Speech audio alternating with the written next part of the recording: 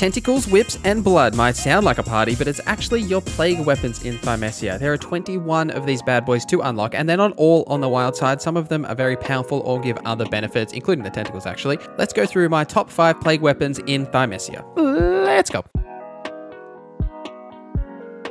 Let me know in the comments down below your favorite plague weapon, and as mentioned, there are 21 of these to unlock, and they will unlock at various stages of the game. Some of them will require you to do some of the subquests and the bosses that are in the end of those subquests, and they'll have like specials. That's where like the tentacles come from, for example. I won't spoil the actual boss it comes from, like the boss itself, but that comes from the end boss in the Sea of Trees. Now, I'm sure you know this, but we'll just cover it off quickly. To permanently unlock and upgrade these plague weapons, you will need to defeat enemies that use that plague weapon and get these skill shards that they drop. Every new enemy that you come across, chances are they will drop the skill shard for the plague weapon that they're using. That'll give you the initial unlock, and then you'll need to find additional skill shards to actually upgrade that plague weapon. And upgrading the plague weapons is well worth doing because they often get an extra action, so they might have an additional slash like the Scythe, for example, or like the bow shoots an extra arrow, or other additional effects that may come from them. Now, if you're wondering how to get these skill shards drop as more often rather than just waiting on the roll, the luck talent is the way to go, and maxing this out at level 3. You can also reave enemies, which is when you charge up your claw attack into a reave, and if you hit enemies with this, it has a chance of actually stripping a shard from them, so you could get a shard from that. So with the luck perk and using this method, you've got a decent chance of actually getting shards off most of the enemies that you kill if you're really trying to level up one of the weapons. I went through and tested all of the different plague weapons and what is their strengths or weaknesses and whether they're kind of worth using. There's a few that don't really provide enough benefits to actually using them. There are much better alternatives, or they'd say, for example, the hand axe and the hammer have almost the same attack animation, but the hammer is stronger, but neither of them are really any that good.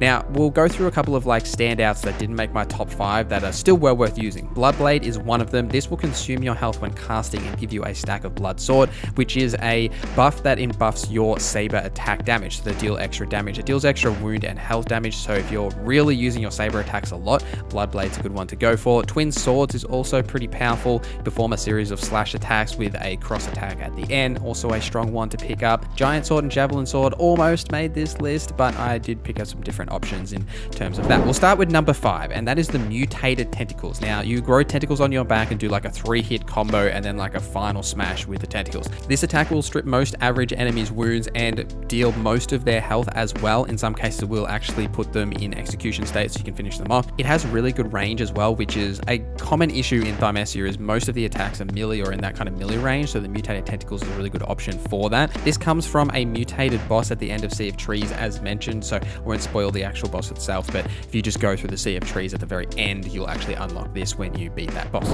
Next is the Vile Blood Shield. Now, this you consume health and gain a stack of the Blood Shield. This Blood Shield blocks 200 damage coming towards you, and you gain super armor so you can attack through things. Personally, I like this Blood Shield because of the defensive capabilities, but also because my build revolves around deflecting, and when you miss a deflect, you are just going to take all of that damage that you missed. Having the Blood Shield means that I won't take that damage. The Blood Shield will take that damage for me, so you can just, like, if you miss a deflect, and it doesn't matter too much because you're not actually going to eat into your health, the shield will take that damage, right? So that's why I like the Blood Shield. It's also great for bosses. If you're really struggling on a boss, you can pop this. The trade-off here is you do consume health when you put this on, but it's not too bad of a deal because you do get the 200 damage that it blocks compared to the amount of health that it does take, and it's really versatile to help with deflects as well as some tricky bosses that are just really hyper aggressive. You can't get your attacks in, or you're really struggling to avoid some of that damage. This comes from the file boss in the Royal Garden, same situation as Sea of Trees. Just work your way through the subquest and eventually you'll unlock it. Next is the Greatsword. Now, this is just a standard plague weapon. It's not a special boss one, and I really like this because it allows you to lift enemies up in the air and actually stagger them back.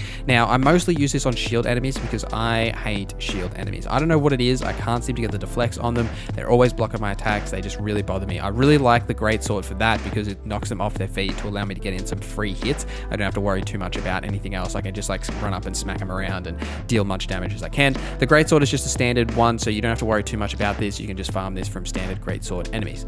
The last two on this list are pretty much a guarantee that you should run one or both of these in most of your builds. The first is the bow. Now, this is the only true ranged option for the plague plague weapons. The only other ranged option is the feather attacks, but they do such little damage and they're more of like a sprinkle on top of your other combos that you do, whereas a bow is an actual weapon that will deal heaps of damage. It can also interrupt enemy critical attacks, and it's really valuable to have, and you can level this up very quickly because there's lots of bow users around, and you can deal heaps of damage from range without having to worry about getting close to enemies. And there's like one enemy I can think of off the top of my head that actually has ranged attacks in the game. Everyone else is melee, so you can deal heaps of damage from range. As long as you've got the energy to keep spamming this, you're going to be fine.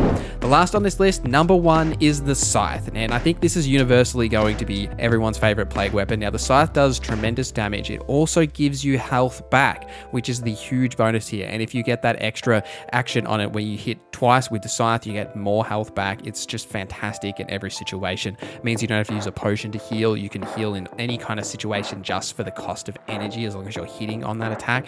Really brilliant to have. If you also stack up with the plague, you will also get extra maximum health when you do land a hit with this. So as with all the plague weapons, if you look in the menu on the top right, it will say whether it's a strength, vitality, or plague stat, and if you hit that target, you'll get additional benefits for the plague weapon, and this one just gives you extra health and increase to your maximum health. It's just really good overall. Highly recommend the Scythe. For the most part, you probably use the bow and the Scythe as your 2 main weapons in terms of plague weapons. So you got a good ranged option as well as a good melee option that also gives you some health back. For the most part, you use those 2, or maybe switch out to like the blood shield if you're looking for a way to like survive, or dealing the deflect kind of build that I am. But that's the main options here. But that is my top 5 list. Let me know in the comments down below what your favorite plague weapons are. Thank you for watching this video till the end. Thank you to our members for supporting the channel. My name is Norza, and I hope you have a great day.